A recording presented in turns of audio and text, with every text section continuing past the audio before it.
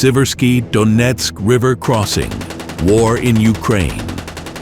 2022, Battle of Siversky Donetsk, otherwise known as Siversky Donetsk River Crossing, was a part of the larger Russo-Ukrainian war that began in 2014 and then evolved in 2022 to a full-scale Russian invasion of Ukraine.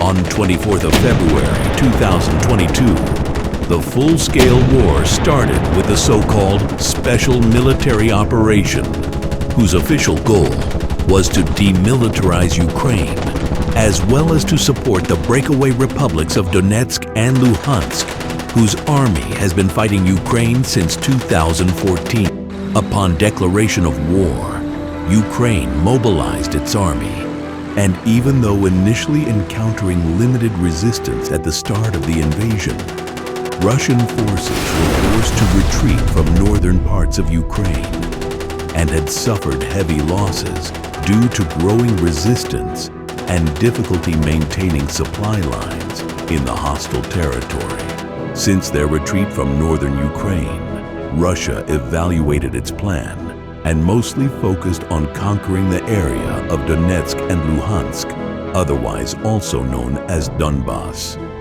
The whole area was a hotspot of the 2014 rebellion, but outside of that was already heavily fortified by Ukrainian forces stationed there for the last 8 years.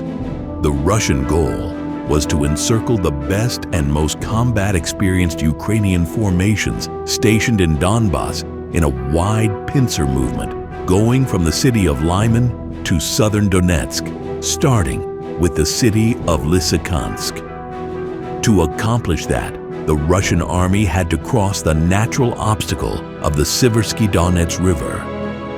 Their goal was to establish a bridgehead near the town of Bilohorivka and launch further offensives southward.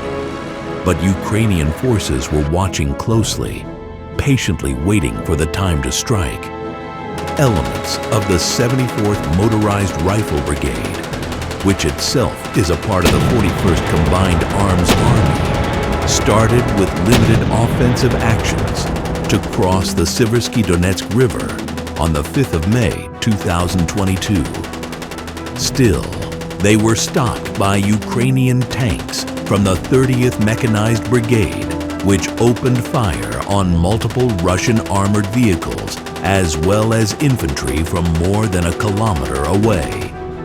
While the first probing attack went unsuccessfully, that did not discourage the Russian military command, which planned the main attack on the 8th of May. The diversion was created for the crossing, which involved firing the smoke grenades on the area, as well as supposedly putting nearby vegetation on fire to decrease visibility for the crossing.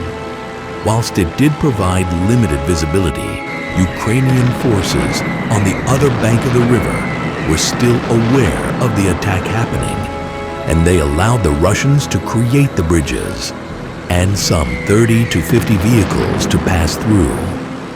After that, they began a devastating artillery bombardment using newly acquired US M777 howitzers, as well as with the help of the Ukrainian Air Force and drone support.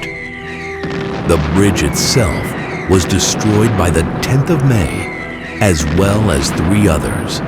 And at the end of the battle, around 70 to 80 Russian armored vehicles had been destroyed, whilst the reports for soldiers killed and wounded ranged from 450 to 500.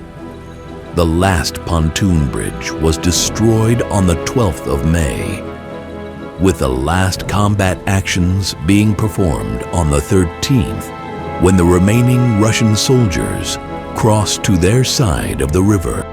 The news of the defeat went worldwide in the following days, with many Russian war bloggers expressing their anger with how poorly the operation was executed, and no similar attacks in the war have been conducted by either side.